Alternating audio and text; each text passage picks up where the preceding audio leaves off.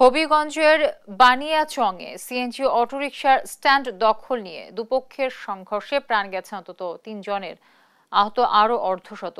এ ঘটনার পর এলাকায় থমথমে পরিস্থিতি বিরাজ করছে। পরিস্থিতি মোকাবেলায় অতিরিক্ত পুলিশ মোতায়েন করা হয়েছে। হবিগঞ্জ থেকে সহকর্মী আমির হামজার তথ্য ও ছবিতে বিস্তারিত ডেস্ক রিপোর্টে। বৃহস্পতিবার দুপুর ২টার দিকে উপজেলার আগোয়া গ্রামে এই সংঘর্ষ ঘটে।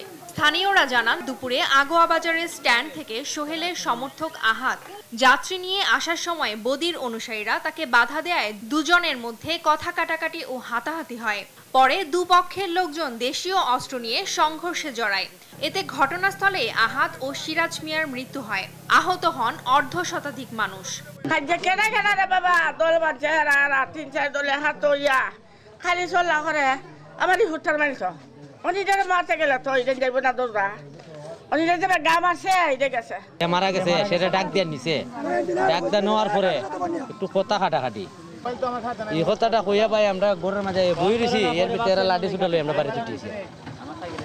বাড়ি ছুটিয়ে আমরা ৩ জন মানুষে ইচ্ছা মতো পারাইছে। আমি হওয়াটা হতো বাজারও মাইরা দিচ্ছে, হ্যাঁ বাড়ি চাইছে করে দেয়া আইয়া বন গোষ্ঠীরও করছে, মিটিং করছে। আর এমনি আর খালি বাইরে চার দেখা যায় এইখানে হকটা লাঠি লইয়া আইছে। পরে হাসপাতালে চিকিৎসাধীন অবস্থায় আরও একজনের মৃত্যু হয়। ঘটনাস্থল পরিদর্শন করেছে পুলিশের ঊর্ধ্বতন কর্মকর্তারা। দুইটা পক্ষ সিএনজি স্ট্যান্ডকে আধিপত্য বিস্তার কেন্দ্র করে যে দুইটা গ্রুপের মধ্যে সংঘর্ষ হয়। ৩ জন মারা গেছে, 2 জন ঘটনাস্থলে এবং 1 জন হাসপাতালে। আমরা ঘটনাস্থল ভিজিট করেছি এবং অন্যান্য যে কার্যক্রম এগুলো গ্রহণ করেছি। আহতদের স্থানীয় হাসপাতালে ভর্তি করা হয়েছে। এলাকায় থমথমে পরিস্থিতি বিরাজ করছে।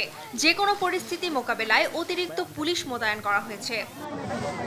নিউজ ডেস্ক, দেশ টিভি।